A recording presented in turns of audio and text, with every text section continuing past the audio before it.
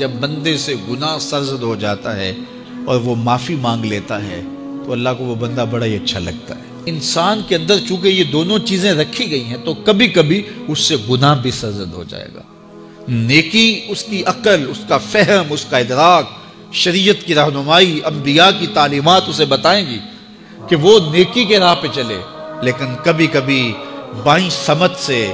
جو خواہشات اور آرزو ہے وہ بھی اس کو گھیر لیں گے اور اچانک اس سے کبھی کوئی گناہ بھی ہو جائے گا۔ اور اگر اچانک اس سے کبھی گناہ ہو گیا، کبھی آنکھ بھٹک گئی، کبھی خیال بہک گئے، کبھی سوچ میں آوارگی آ گئی، کبھی زبان نے میلا لفظ بول دیا، تو پھر کیا ہے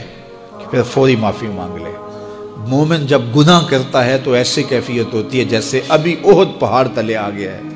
اگر اس نے توبہ نہ کی تو کچل دیا جائے گا۔ اللہ اکبر، تو پھر فوری معافی مانگتا ہے تو یہ اللہ کو بڑا ہی اچھا لگتا ہے۔ اللہ کہتا ہے فرشتوں سے کہ دیکھو میرا بندہ آخر میری دہلیز پہ آیا ہے نا، تم گواہ ہو جو میں نے اس کے سارے گناہ معاف کر دیے۔ تو گناہ کے بعد جو شرمندگی ہے، دیکھیے ایک اور جملہ کہتا ہوں، نیکی کرنے کے بعد جو تکبر پیدا ہوتا ہے کہ میں بڑی نیکی کر لی ہے اور باقیوں کو بندہ حقیر سمجھنے لگتا ہے، اور اس سے کوئی غلطی سرزد ہو جائے اس کے بعد شرمندگی ہوتی ہے اور اپنے آپ کو چھوٹا سمجھنے لگتا ہے اور اللہ سے معافی مانگتا ہے، تو اس نیکی کرنے کے بعد وہ جو آپ کے اندر تکبر اور رعونت اور عجب پیدا ہوا، اس سے کہیں بہتر ہے کہ آپ سے اگر کوئی خطا سرزد ہوئی تھی تو اس سے آپ کے اندر عجز اور توبہ کا جذبہ پیدا ہوا۔ اور اللہ کو یہ بڑا پسند ہے کہ کوئی بندہ، چونکہ ممکن ہی نہیں ہے کہ جب انسان ہے اس کے اندر یہ خواہشات رکھی ہیں تو کبھی اس سے، یہ انبیاء کی ذوات ہیں جو پاک ہیں،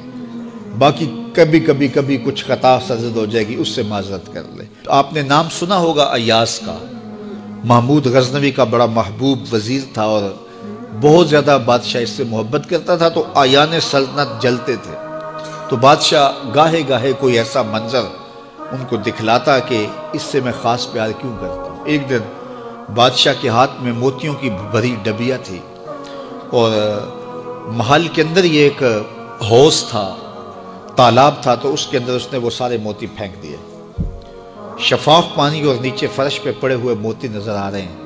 تو اس نے ایک ایک وزیر کو کہا کہ یہ موتی نکال کے لاؤ اور سنو اپنا لباس اور اپنا بدن نہیں بھیگنے دینا۔ تو سب نے کہا یہ کیسے ہوگا کہ موتی بھی تہ سے نکال کے لائیں اور بدن بھی اور کپڑے بھی نہ بھیگیں؟ تو دوسرے کو کہا، اس نے کہا حضرت یہ کیسے ہوگا، یہ شرط ہٹائیں تو پھر میں نکال کے لاؤں۔ جب بات آئی ایاز کی تو ایاز نے فوراً چھلانگ لگا دی، موتی پکڑے، ڈھونڈے، ہتھیلی میں لیے اور کانپتے ہوئے بدن کے ساتھ بادشاہ کے سامنے پیش ہوا، حضور یہ لے لیجئے۔ بادشاہ غصے میں تھا کہ میں نے کہا تھا لباس اور کپڑے بھیگنے نہیں چاہیے، تیرے بدن سے پانی نچڑ رہا ہے، تیرے لباس سے پانی نچڑ رہا ہے، یہ کیا؟ تو ایاز نے ہاتھ باندھ کے کہا، بادشاہ سلامت، آپ کے دو حکم تھے، ایک حکم یہ تھا کہ موتی نکال کے لانے ہیں، دوسرا حکم یہ تھا کہ کپڑے اور بدن بھیگنا نہیں چاہیے۔ ایک کام میں نے کر دیا ہے، دوسری غلطی ہو گئی ہے، معافی چاہتا ہوں۔ تو کہا وزیرو یہ ہے خوبی اس کی، تم نے کہا ہم کیسے نکال کے لائیں، اس تالاب میں اتریں گے تو بدن تو بھیگے گا ہی بھیگے گا۔ تو کہا جب شہوات دی گئی ہیں، خواہشات رکھی گئی ہیں، آرزویں دیوانی ہیں، اور پھر اس کائنات کے اندر رہ کر کے حضرت انسان کبھی تو اس تالاب کی غلاظت سے اپنے آپ کو بھر ہی دے گا، تو پھر کمال کیا ہے کہ نیکی کے پھول پیش کر دے، سجدے کے موتی پیش کر دے، رکوع اور قیام کے موتی پیش کر دے، ہمدردی انسانیت کے ساتھ پیار کے موتی پیش کر دے، سارے موتی پیش کرے، پھر مالک کا جلال کہ تیرے کپڑے کیوں بھیگے، یہ گناہ کیوں کیا، یہ گناہ کیوں کیا، ہاتھ جوڑ کے کہے مالک اس کی معافی مانگ، تو اللہ تعالیٰ پچھلے گناہ نہ صرف معاف کرتا ہے بلکہ ان گناہوں کو نیکیوں میں تبدیل کرتا ہے۔